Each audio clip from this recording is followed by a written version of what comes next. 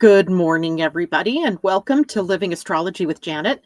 It's time to grab your cup of coffee or your tea, sit back and relax while we talk about all of the things that are going on up in the stars above us for the weekend. Happy Friday to everybody. I hope you all have great plans for the weekend. We have a birthday party, 2 birthdays to celebrate this weekend. So that means yummy breakfast at my daughter's house. And I don't know what else we'll be planning to do because it's, the time of year here where it's just raining. And it looks like we have a good 8 days of rain ahead of us. Woo, yay. All right. So hopefully everybody's doing well this morning. We have a lot to talk about, as it turns out. I thought as I was sitting down this morning to create the show that I didn't have much to talk about, but really I do. So we are going to talk about several different things. First of all, the new Human Design Week, which begins on Sunday, the 16th. And it is a very interesting energy because it takes us all into the energy of creation and allowing and manifesting, right? So it'll be a juicy kind of conversation that we have. It'll be a good week for us to get down to what it is that we want to create in our lives. And we'll be talking about that. And then in the second segment today, we're going to talk about the astrological influences for this weekend. Seems like everything happens on Sunday, right? Sunday seems to be the bullet point. And that week, or that energy on Sunday starts out with the sun in a trine to Jupiter and to Saturn and Pisces, or Saturn and Neptune in Pisces. But what I didn't realize until I started really looking at the chart is that it is part of a configuration that's pretty complex, right? First of all, the grand trine, the water trine, then as well creates 2 kite configurations in the chart. So we'll have that to talk about, which I didn't realize in the beginning. So it made the information that I have to share longer for everybody. And then because next week, I'm going to show you the calendar for next week. This is next week's calendar, right? Look at all of this. This is Sunday. And then all through the week, we have a bunch of energies to talk about. So I also, on Monday, since I won't have probably enough time to talk about everything that's going on next week, I brought Monday's energies into the show today, which is Mercury retrograde back into the sign of Scorpio. So it turned out I had quite a bit to talk about. All right, so let's dive into the new Human Design Week. I'm actually going to share my screen so you all can see that. And it is a wonderful week energetically. And it's one of the weeks that I really enjoy in Human Design. And we'll talk about why that is. So here we go. Hopefully you guys are seeing this. I'm going to go back to StreamYard, make my screen a little bit bigger. There we go. So the sun, starting on Sunday, moves into, actually starting on Monday, moves into the gate 14, which is called the gate of creation in quantum human design. It's a gate that we always have thought about as prosperity.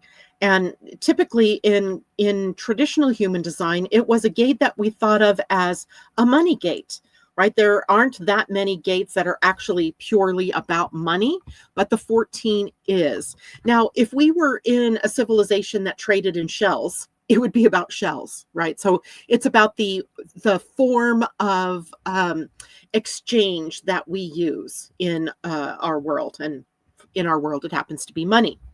So as we begin to talk about the new Human Design Week, we see that the energy of creation and allowing, because the earth is at the gate 2, and you see the channel here. Here's the 14 on the sacral center, and here is the gate 2 on the identity center. So these 2 centers are joined together as we go into the new week. And that brings the energy of your soul and your identity into the energy of doing, right? And being. And all of this has to be about doing what you love and being your true and authentic self. But as well, there's momentum and receptivity in this energy. The gate 2 is called the gate of allowing. It's about allowing, being receptive. It is the most yin gate in human design. And it brings us all into this being open to receiving energy. Now, the sun then and the earth create this sacred dance that's going on between the sacral and the identity center for the week ahead. So let's break it down by gate and see if we can't kind of suss out what it is that this energy is bringing us. So gate 14, as I said, is one of the abundance gates, and it sits in the sacral center, which is the center of life force energy, vitality, and creativity. And it's also this sustainable energy that fuels our path or fuels our life, right? Now, gate 14 in traditional human design was actually called the power skills gate. And I think that kind of made it feel, I don't know, not as accessible as the energy now that we call it in quantum human design, which is creation. And that's because it brings the ability for us to channel our energy into the right work, the meaningful work, right? The work that you really love. And it's the work that feels aligned with who you came here to be. And when the sun lights up this gate, it activates themes like magnetizing resources to you, like finding the right work, attracting opportunities to you, the natural flow of abundance, right? It's an ebb and a flow. It's a giving and receiving. And this is the natural energy for entrepreneurship in a chart as well. But the shadow side, as we all know, there's always the shadow side. The shadow side of this gate can make us feel like we don't have enough, or that we are not enough, that we're hustling, but without any alignment to what it is that we're hustling for, right? Just doing and doing, but not really getting any results. It is also pushing energy instead of flowing. We're meant to flow in this energy, but sometimes we get caught up in the forcing when this energy is activated. And if we're trying to force prosperity, then we're blocking it, right? Because the opposite side of this gate is allowing, right? So the flow is between the doing and the receiving, right? The doing and the allowing for receiving rather than push, push, and push. So if we bring the gene keys into this, it's a more lovely story, I think, where Richard Rudd frames this energy as the shadow of compromise. Now, typically we think of compromise as, oh, you have an argument with someone and you two can compromise, right? You come to some kind of diplomatic agreement, if only that were true in the outer world these days. But here, compromise means settling for work that drains your spirit, not the exciting things that you do that make you really thrive. And in the gift level, we have competence, which again is kind of a dry word. It makes us feel like, oh yeah, this is, I'm good at this, right? I have a skill here. But it's really about using aligned skills. So what you're really good at that naturally generates prosperity when you're doing what you love, when you're doing it with passion, and you're doing it because it's what you are passionate about, it draws prosperity to you, almost like a magnet, right? Interesting that the gate of allowing sits on the identity center, which is a magnet, a one-way magnet that just draws and attracts energy to you. Now, in the highest level of the gene key gate 14, this is a word I absolutely adore, bounteousness, right? It really is the state where abundance simply flows through you, right? It's flowing in and out and in and out through the sacred work that you do. So the key here for this week with the sun in particular is going to be about energetic alignment. You don't chase abundance, right? You become someone that abundance recognizes and feels drawn toward, right? You become this magnetic attraction to abundance. Cool, right? It's a different way of thinking. It's not striving. It's not forcing. It's not pushing. It's magnetizing, right? It's attractive in nature. Now, the Earth is in the gate 2. The gate 2 sits on the identity center. This is called the gate of allowing in quantum human design. Now, when the sun gives us the theme and the vitality, Earth grounds us, right? It shows us what must be embodied in order to stay balanced with the energy of the week. So gates 2 sitting in the identity center, and it's this gate of divine feminine energy, is the energy that receives, that orients toward something, that holds the direction of life. So the gate 2 teaches you to trust the unfolding, right? To really trust that everything is happening as it should in the right way, and holding your vision without strangle gripping it, right? Just holding your vision, receiving guidance rather than chasing certainty, right? This is not a chasing gate. This is an allowing, receiving gate. And in the highest, this is about allowing the next step to reveal itself at the right time, right? At the right time, in the right place, maybe around the right people, but allowing as opposed to forcing. Now, it is one of the most mystical gates in the human design because it reminds us that we are guided moment by moment when we stop trying to steer the entire journey, when we almost sit back as the passenger in the vehicle and allow the flow to be established by what it is that's showing up in our outer world. In the Gene Keys deepens this whole idea of allowing by showing the shadow of dislocation. This is where we feel lost, where we feel ungrounded, where we feel directionless. Been there, done that this week. The gift level is orientation, where we are trusting that we're always being moved toward what's right for us. What's the right next step? What's the right next opportunity for you to take advantage of? In the Siddhi, or the highest level of the gate 2 or Gene Key 2, we get to unity, recognizing you're part of a larger cosmic intelligence. That means that we are grounded this week, not through the effort that we put out, but through trust that the right things will show up in the right time. Now, you also notice, like this week that we're in currently, we had the 4323 connected up, right? The channel that would connect the ajna up here to the throat center. Well, the 14-2 is another place in our human design where the week connects a channel, right? And together they form this channel called progress. So the 14-2 is called the channel of progress. And this is where the magic really comes in, because this channel is activating the full circuitry of the living lesson for the week, if you will.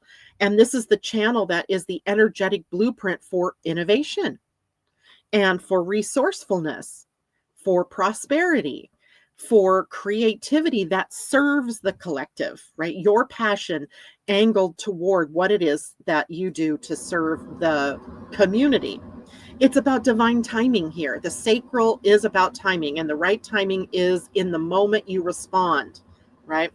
And it is also, in a larger context, really, the evolution of the economic and energetic systems that we are a part of, right? So we might start to really notice during this week, on the collective level, a movement toward prosperity in some new way, right? I don't know what exactly that will look like, because there's a lot of ideas floating around out there.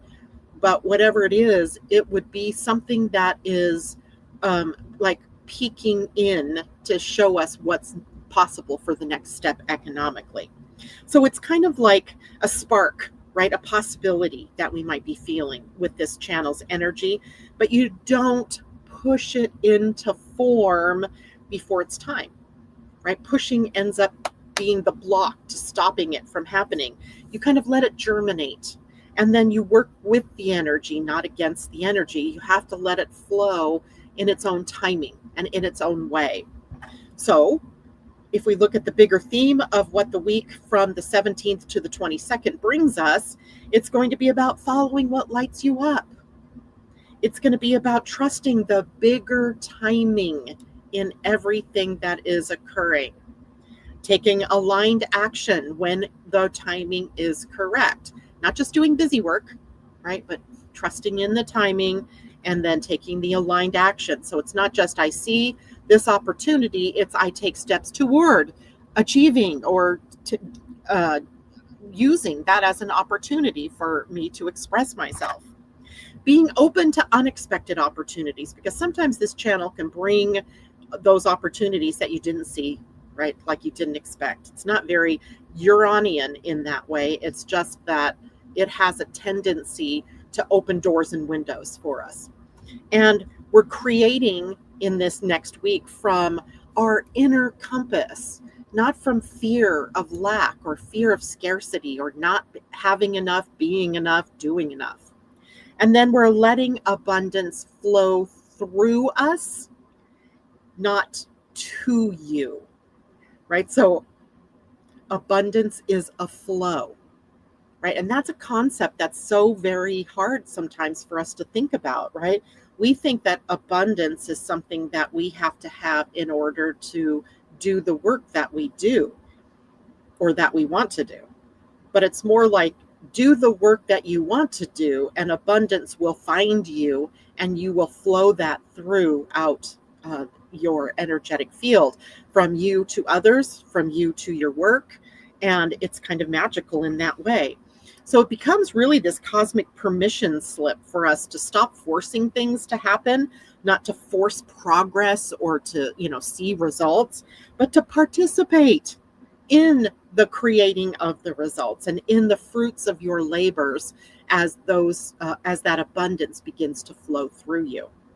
So the big theme for the week ahead, as we're sitting here on Friday, there's just so much next week. We're looking ahead a little bit here.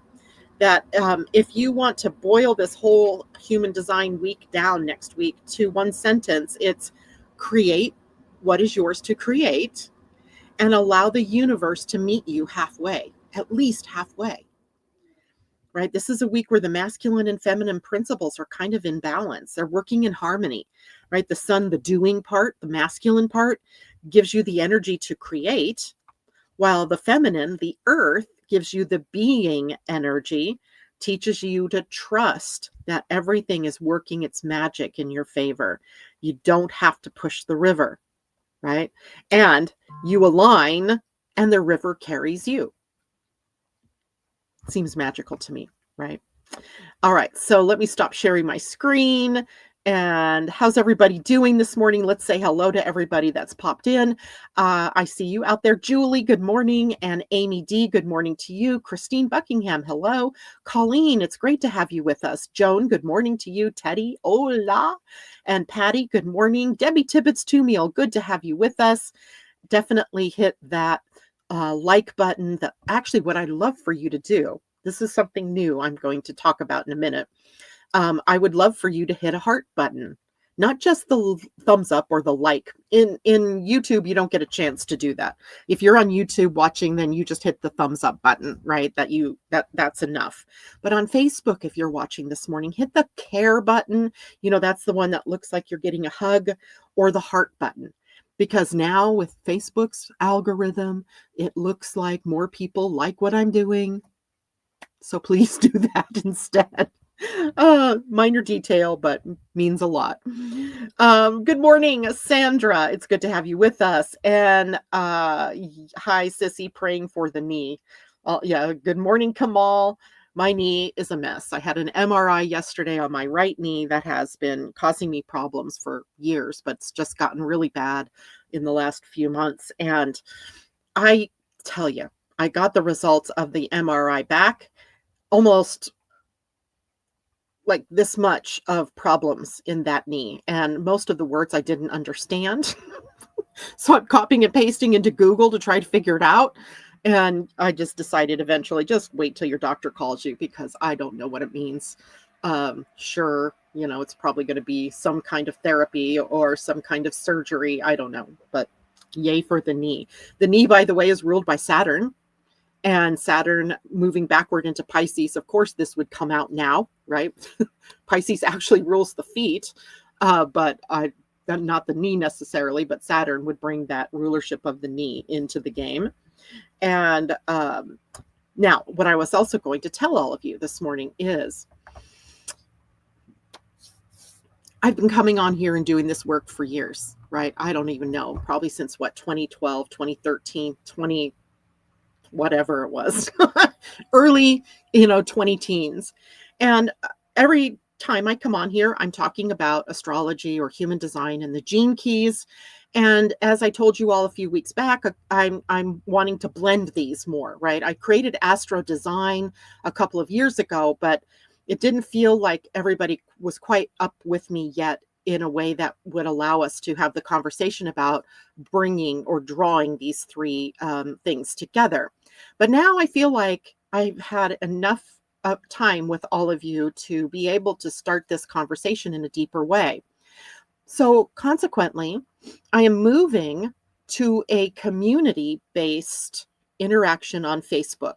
So if I've asked you already, great. Thank you very much for doing it. If I haven't, I would love for you guys to find Living AstroDesign Community on Facebook and join in the conversation there, because this is where I'm going to spend my time creating more connection with people, with each of you, with what's going on in your charts. And it's no fun if I'm the only one talking. So please participate. Right? If I post out a poll, add your 2 cents in.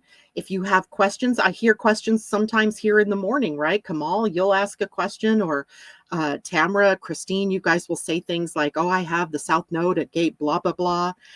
I want to move that conversation into that community group. And then we can, learn more. I think we could learn faster, right? Because then there's a feeling of more connection there.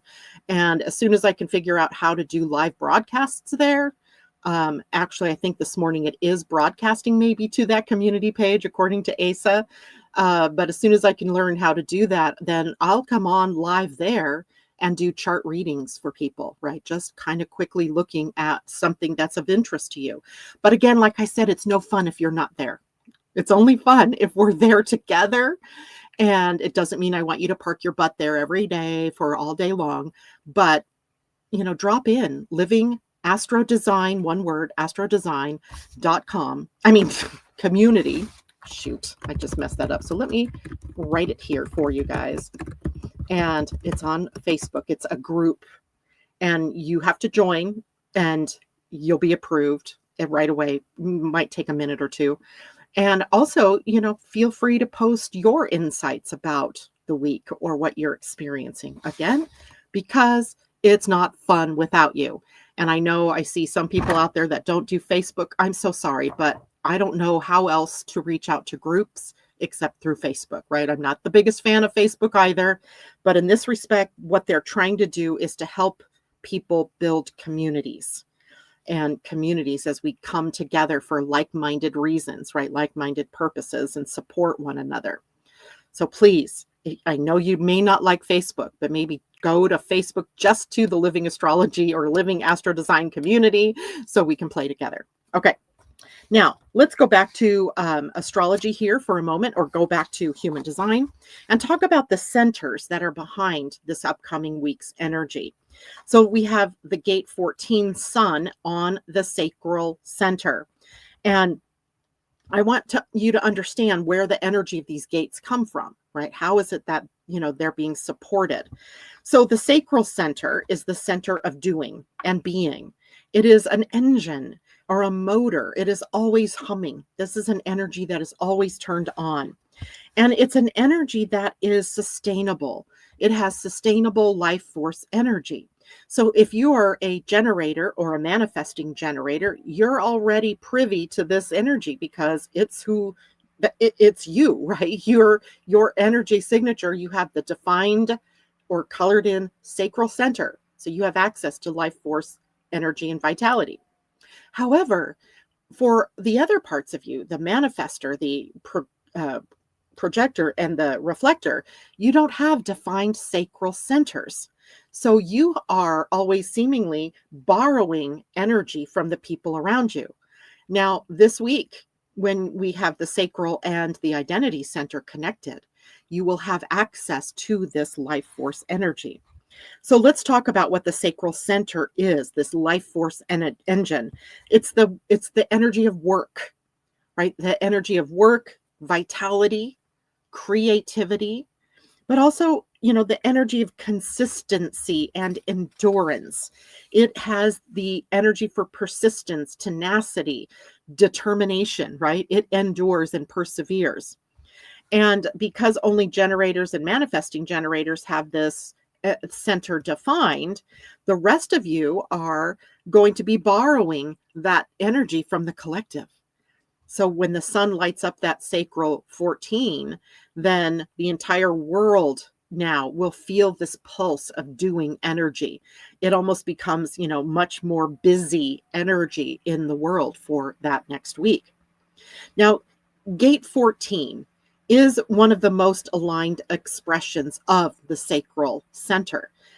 It's the abundance gate, right? It is the inner fire within each one of us that knows how to use that energy wisely. So that's going to be the big theme for everyone, is how to use that energy of creativity, of fire and passion wisely, right? Gate 14 doesn't waste effort. It doesn't hustle blindly. And it waits for the right opportunity, sort of the aligned invitation. For those of you who are projectors, you're familiar with invitations. It's that aligned invitation to say yes, right?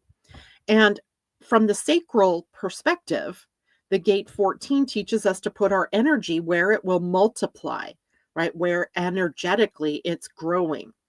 And it teaches us not to drain ourselves from doing or being what isn't really true for us.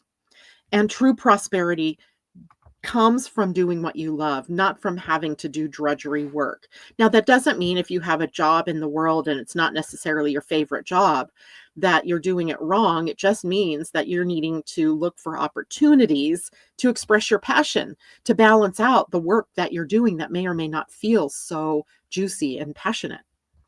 Now, aligned work fuels life force here. Aligned work, right? Misaligned work drains it. So if you're feeling tired, if you're feeling like you're struggling, then you're likely not putting your energy to work for you, right? It's somehow draining you instead. So this is energy that we will all be connected to, this energy of responding, or the strategy of responding, because abundance grows when we use our energy correctly, right? And that means that we're responding to what life is bringing us, to the opportunities, not chasing after it, right? We're not pursuing it. It is pretty much pursuing us, or inviting us to respond to the opportunities that we feel like are passionate for us. Okay. Now let's look at the identity center. That's the other center. This is where the gate 2 is. Now the identity center is the center for direction, for love, and for purpose. Now it's kind of the compass in the chart, right? We think of it as your inner compass, but it's a one-way magnet, right? It attracts to you, right? In the energy of that center is about life direction, right? Gate 1 sits also on that. It's the gate of purpose. And purpose, as we saw earlier when we talked about that at the beginning of the Scorpio transit of the sun, is about finding what lights you up, doing what lights you up. Here in the gate 2, it's more about doing what you love as it is attracted to you, right? If it triggers your sense of purpose, of love and doing and being. This is also a center of self-love. Self-love, right? Got to love ourselves first. It's the center of identity and self-truth, inner truth. And it's the center that helps us feel guided. If you have an open identity center, you're a chameleon, right? A lot of times your identity is about who you're with, not necessarily your truth. So you learn to become wise about who you are in the midst of others. If you have a defined identity center, then you do know who you are already, right? It's truth. Now, gate 2 is one of the most feminine. It is the most feminine. It is the most yin gate of the human design. And it's the gate of allowing, where we have to trust, right? We have to trust in the higher powers. We have to surrender. We have to be open to receiving. We have to have inner guidance and faith in divine timing. Such a tall order at times, right, in our lives. Gate 2 doesn't try to steer life with force at all. In fact, it turns toward the deeper wisdom within and really kind of says, show me the way and I will follow. Right? So the 2 energy on that identity center is teaching us to follow what is being attracted to us that we feel passionate about. So gate 2 actually holds the energy of orientation for us here, like orienting, moving toward those things that feel right for us. And that's going to be different for every one of us. Like being in the right place at the right time because you trusted the subtle nudges, or because you waited for the right timing and then something blooms. Okay, so it's a great energy for the identity center. Now there's a sacral and identity center connection here because those form that channel.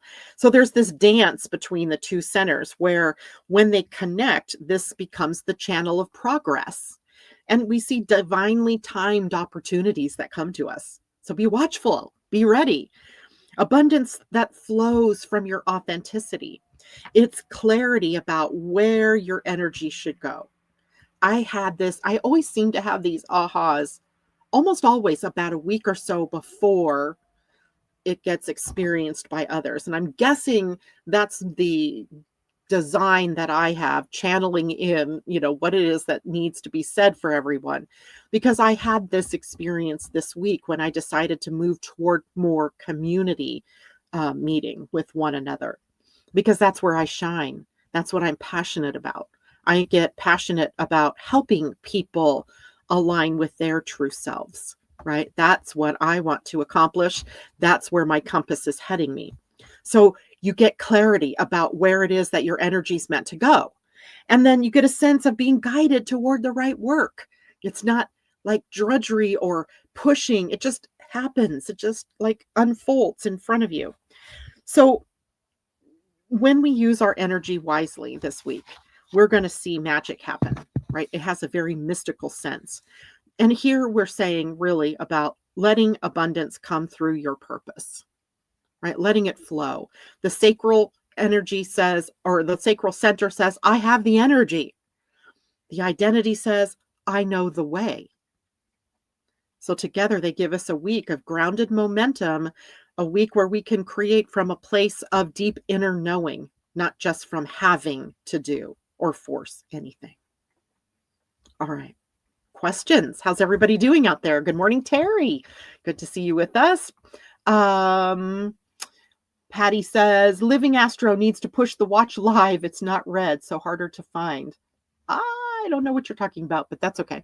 Jana Graska, good morning. It's good to see you. And TD Hawk, thank you very much. But does that mean you will no longer be streaming? No. I will still be streaming on YouTube, right? I will still be streaming on YouTube, but YouTube has its limitations. It's great for me to transmit information like this, like we're doing this morning, Tamara.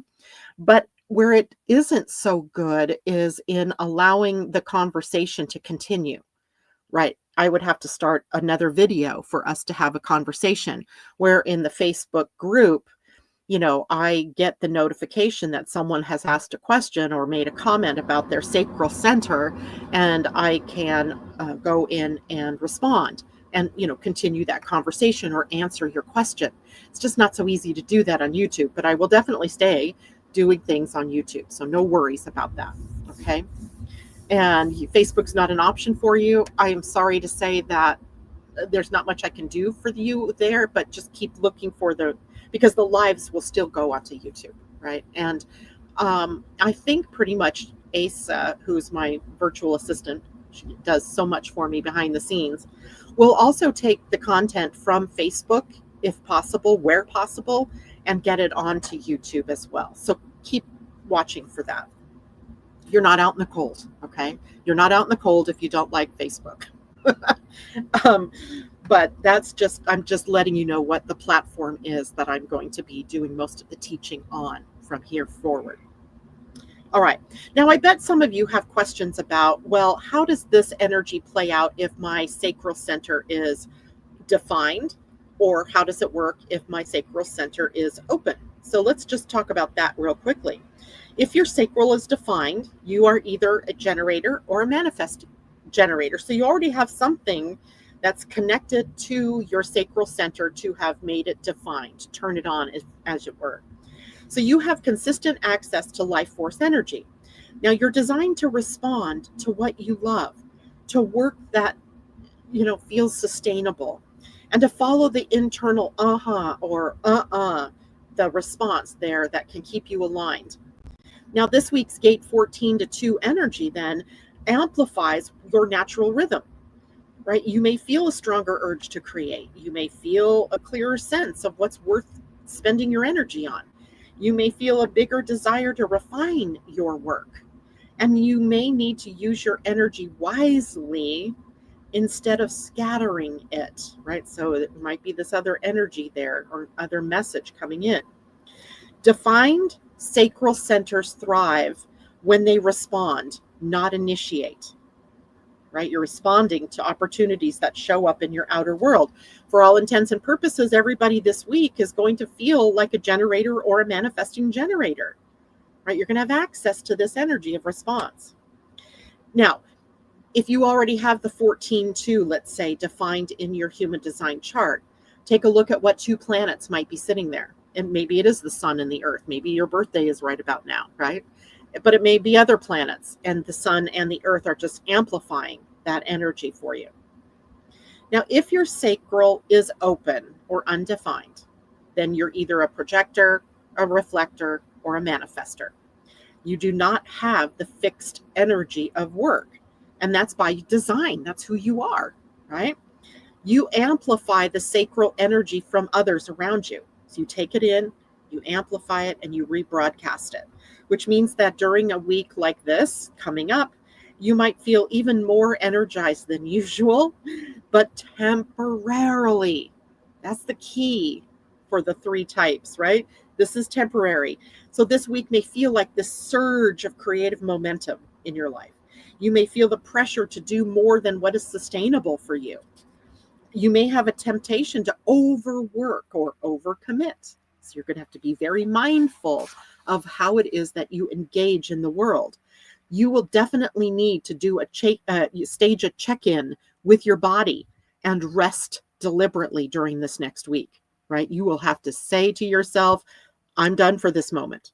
I'm going to go do something else, or I'm going to go rest, take a nap, right? Lay down, go meditate, go take a walk in nature, because you're going to have to consciously connect with breaking the cycle of doing for yourself, okay?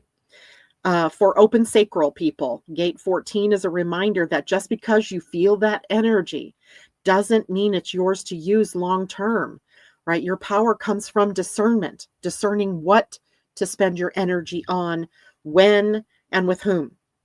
Okay. Now, the identity, let's look at the identity center and whether it's defined or open in your chart.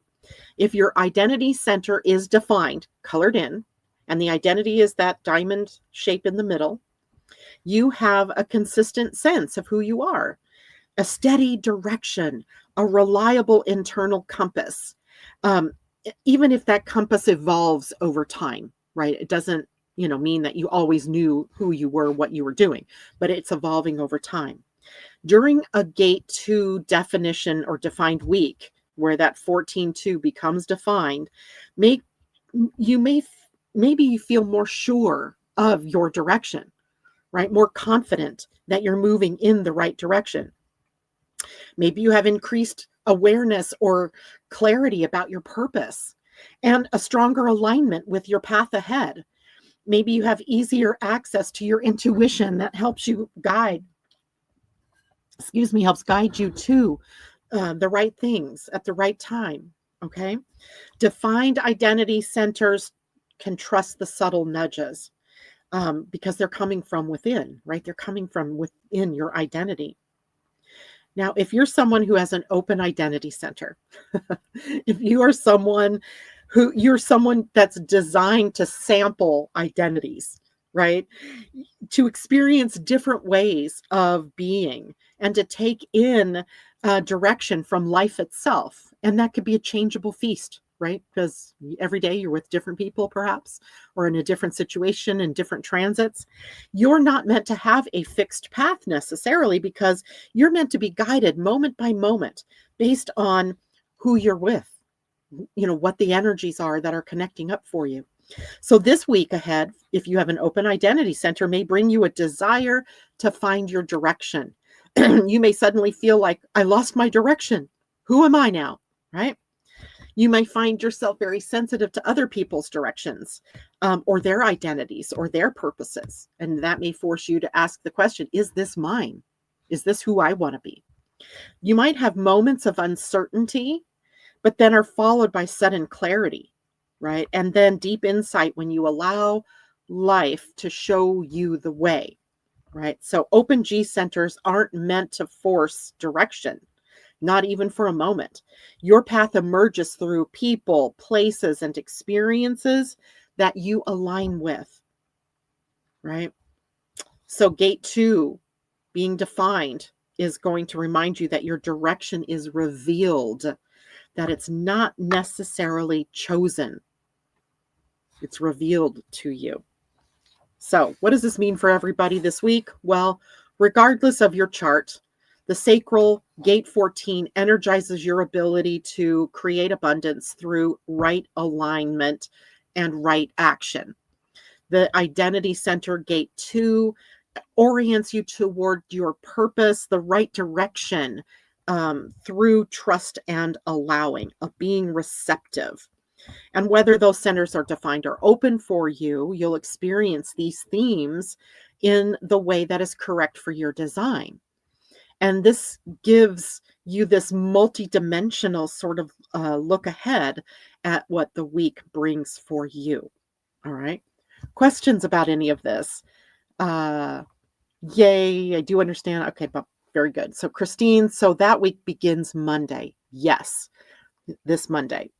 And again, the reason I'm bringing this to you today instead of on Monday is because the week ahead is so packed that if I waited, we'd have a 3-hour show, trying to get everything out to you.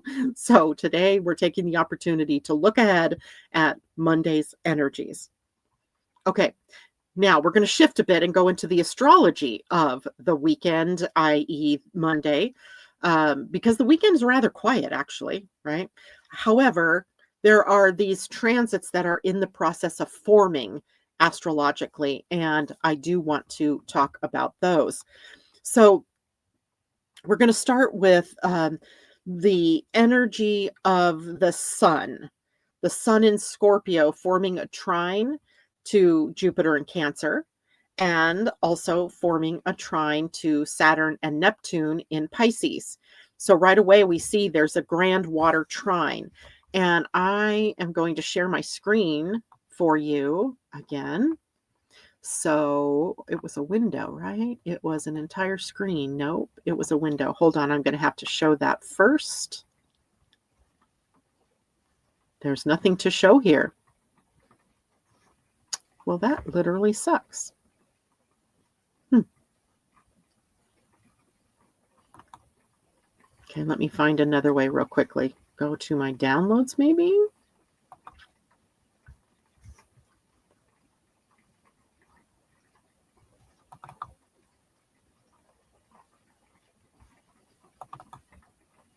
Aha, now let's see if it'll let me share the screen. Yay, there it is. Okay, perfect. Let's see if I can magnify this a bit. Okay, what do you see here, right? It's like we can't get away from the kites, right? We have two kites interacting with one another, but primarily we have this grand trine. Right here is the sun, which also happens to be conjunct the black moon Lilith. And then we have over here Jupiter in Cancer.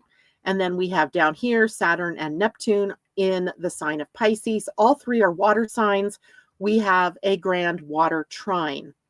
And just for the moment, we also have the kite because the moon is sitting here. The moon is in Virgo today. And the moon in Virgo asks us to do the work that we must do to utilize the energy of this grand water trine. Now, the other kite is made up by the same grand water trine, but it's pointing at Uranus over here now, newly in the sign of Taurus, or back in the sign of Taurus at the 29th degree. And we have another kite now pointing us to completing the lessons of abundance, of the lack that we might feel in our lives, of the enoughness that we feel in our lives, because that is all Taurian sort of energy. So when the sun, let's start here with the sun and the black moon Lilith here conjunct in the sign of Scorpio, it is making, this pathway to truth, right? The sun in hold on, I'm afraid I'm not sharing my screen, but I guess I really am sharing my screen. Okay. So the sun in Scorpio really is a pathway for us to get to truth, right? To find what's real. Now, Cancer, where Jupiter is sitting, wants safety, wants protection, wants to feel secure. And then Jupiter is expanding whatever it touches, right? So we have this expansion energy. So together, the sun, black moon, Lilith, and Jupiter are bringing optimism, perhaps, after some time of uncertainty in our lives. Maybe emotional breakthroughs, right? Where you really get that aha moment. Maybe a renewed sense of trust in your own rhythm and your own intuition and your own inner knowing. Maybe more compassion for others, right? Being more empathetic to those around you. And this is working on you personally, but also, in the wider world. And maybe, finding an expanded way toward what's possible as opposed to just what is. So this is also a transit that activates the wisdom, let's say, of your emotional landscape, right? You may suddenly understand why something has happened in your life or happened the way it did. Or why your soul guided you down that path. Jupiter here says there is more for you. Scorpio says, look deeper, lift up the carpet, right? Look underneath. And together they're bringing clarity, they're bringing hope, and a deeper connection to your purpose, right? So they're working together for that. Now, let's look at the sun and black moon Lilith in a trine to the Saturn-Neptune conjunction. So Saturn in Pisces is the spiritual teacher. And it's a guide, right? Here, the planets, as they move through Pisces, become guides for us that help us bring the mystical and the magical into the practical, right? When Saturn harmonizes with the sun in Scorpio, then we find emotional stability. And maybe we trust ourselves more easily. Maybe we really make commitments that feel aligned for once instead of compromising ourselves. Maybe we'll feel more grounded in our spiritual path. And maybe we see the deeper lesson beneath the experiences that we've been having or that have been in a part of our lives. This is the kind of transit that something clicks, right? Something will click in and you suddenly understand what your soul has been trying to teach you, or what the life direction has been leading you to. And with Scorpio's depth and Saturn's discipline and Neptune's spirituality, it's going to be a beautiful time for us energetically to set intentions, right? The new moon is next week as well, right? This begins on Monday. Literally, it's already like aligning, but on Monday it becomes exact. And on Wednesday, I believe it is, Thursday, we have the new moon. So we have, this like arc of energy leading us to a new beginning. And that new beginning would be, fulfilled by setting intentions first, but also revisiting your long-term goals, right? What is it that you're trying to create? I asked myself this question this week: what am I trying to achieve? Right? Big question, because I've been throwing so much out there, almost like a manifesting generator, actually, to see what sticks, what lands. And I've been exhausting myself doing it. That funny, picture that, a generator that's exhausted, right? But I've been exhausting myself until I really asked that question: what am I trying to achieve? So maybe if you ask yourself that question, then you'll begin to work through with clarity, right? Knowing honestly what it is that you're trying to do, where it is that you're trying to go. But also, this gives us an opportunity to work through emotional patterns with maturity, right? To see things from the bigger picture, from the adult viewpoint. And as well, we get to embody our spiritual authority in a transit such as this. This is very old soul wisdom energy. And I hope everybody can take advantage of this energy during this week because it's really fabulous energy. Okay. And we have an unusual kind of combination of energies of expansion and grounding, right? Expansion and growth on one hand, grounding and discipline on the other, joining forces in a grand water trine to help us find our pathways and to really bridge to between growth and stability, right? So it's really a big week energetically from the astrological point of view. All right. Now, then there is another energy that is happening as we move into the next week. And it is over here where we have Pluto in a sextile to the sun, black moon, or to the Mercury retrograde. So let me make this bigger so I can actually see it again. Sorry about that. Can I make this bigger? No. Okay. So right here we have Mercury in retrograde. And he is in the sign of Sagittarius today. But this week, he will be transiting out of Sagittarius and into Scorpio, right? Backwards, moving backwards. And as we get to this deeper layer, then one of Scorpio's ruling planets is Pluto. And there becomes this sextile between Mercury in retrograde in Sagittarius and Pluto in Aquarius, right? And how is it that we're going to bridge this sextile? It's going to bring us internal revelations, something clicking inside, maybe uncovering some kind of truth that's been long buried, breaking through illusions, right? Making that breakthrough, seeing with new eyes, right? Wow. And revisiting beliefs or stories that frankly need revision, right? That they're old stories. It's an old paradigm and it transforms hopefully the way that you think. But Mercury is retrograde.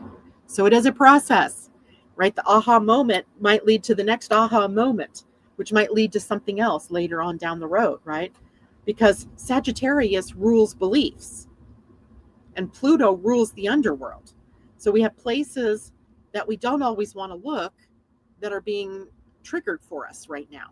So the wake up moment is upon us, right? And then if you're willing to rethink the old narratives and the old patterns, then what Mercury retrograde says is, I will show you a new truth.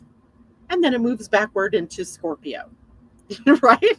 Just to deepen the whole process, right? There's, a deeper process being revealed to us through all of these energies that are coming up for the week. And I think, right now, the best path for us through these energies is to really ask the deeper questions of ourselves. What are we avoiding? What are we trying to achieve? What's holding us back? What beliefs do I have that are not supporting me any longer, right? All of those things are the questions that should be uppermost in our minds. So as we look into this next week's energy, we see these two kites, we see this grand water trine, and we also have the Black Moon Lilith that in Scorpio has really been teaching all of us about depth and passion. There's this emotional depth that the Black Moon Lilith brings up. She is your permission gateway, your permission to live a passionate life, to live and live for the things that you're passionate about, right? So you've got permission, you've got expansion, you've got inner light working for you. So as we, come through this weekend and we enter into the next week, we have this really beautiful opportunity to have emotional clarity that rises up from the depths, right? From the deeper parts of ourselves, reconnection to our inner strength, our inner, wisdom, breakthroughs that illuminate maybe what your next steps are. What is the next step for me? Because remember, you're waiting to respond, to what is showing up in your outer world, and maybe healing the insights or healing insights that give shape to those next steps for you. But biggest, I think, of all is the liberation from the old stories. Uranus sits at the apex of the second kite here, right? So we have the old fears out the window. We have the suppressed truths coming up and out to be released.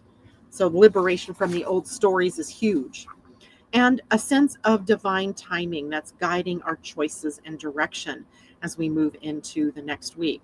This is not a chaotic Mercury retrograde as much as it is an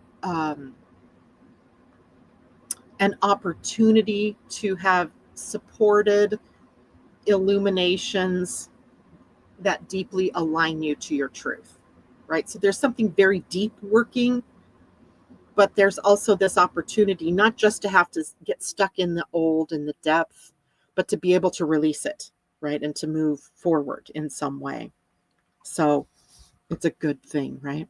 And interestingly enough, Mercury is going to be in the gate 34, which is on the sacral center as well. It's called the gate of power. And it is an energy that says there's power in waiting to respond to the right things for you. Let's clear everything out of the way first so that what's left for you is responding to what is correct, right? Which is right. The retrograde does invite us to revisit maybe conversations that have been left unfinished, maybe a truth that you hadn't been ready to face, maybe a story that you've outgrown, right? All these things possible during this particular week. But what I find more interesting in all of this is that as we get to midweek, the Mercury retrograde moves not only backward into Scorpio, but also into the gate 14 as he prepares to conjunct the sun at the gate 14 this week. So this is gold, right? Gold energy to have the sun and Mercury retrograde both in the gate 14, which is establishing this flow of abundance, right? This flow of abundance. And we're deepening our connection to what's aligned for us as individuals, right? We're allowing our direction to unfold, and we're acting from our true, authentic power, not from the I have to's. So it should be a very, very good week. Abundant. We'll talk more about this as we go into next week. I hear you out there, TJ. I see that you would like a card. So let's see if I can pull a deck up from here. Whoa. Oh, yes, I've got a great deck. This is a Starseed Oracle. Actually, let's put the deck back together here. I haven't used this deck in a bit. Okay, it's called the Starseed Oracle. It is by Rebecca Campbell. And I like this one. I like it because it's two pieces that are weird shaped, right? So the box makes an interesting shape. And let's see what wisdom we can get for all of these wonderful. Oh, look, and there's even, if you look at the cover, there's a triangle right there. Can you see it? Right above oh, it's down here. There it is. Right above the Starseed Oracles. Interesting because that's the symbol for a trine. That's what we've been talking about, trines this morning. All right, so what do we get? It says, whoa, I'm sorry. Defenselessness, righting past wrongs and uprooting. Whoa, interesting, right? There's the card. And it is kind of reminds me of Ho'oponopono. It'll be interesting to see what this is about. So I'm sorry. I opened right up to it. We're living in divisive times. When we're hurt and triggered, we tend to see things as a personal attack rather than an opportunity for healing. If we are to find true peace and unity, we need to drop our defenses and see things outside of right and wrong. As souls, we intrinsically remember unity and yearn for it here on earth. Perhaps this is why it feels so painful when we experience the opposite. But it's crucial to remember that we can't simply bypass reality and pretend that unity, love, and forgiveness are here. This is one of the greatest challenges for starseeds. To bring about unity, we must first acknowledge the ways in which both we and the world have been divisive, personally, ancestrally, and collectively. The shadows, hate, wounds, separation, severing, wrongs, and the sadness. You may be called to explore how you or your ancestors or your society have, consciously or unconsciously, inflicted pain on others, to find a way to drop the armor around your heart and see things as they truly are for all people, to say, I'm sorry with an open heart and mean it, to be part of the healing rather than the perpetuation of inherited conflict or oppression. This isn't about blame. This isn't about blame. It's about unwinding the pattern that got us here. That's going to be a big undoing. You may be called to devote your time to causes you believe in or do healing work on your ancestral line. So your starseed soul inquiry, because it always has at the bottom here an inquiry, and I'm showing this on the screen. How are you being called to drop your defenses and unwind past wrongs? How are you being called to drop your defenses and unwind past wrongs? That's deep thinking. Matches the deepness of the beginning of our week.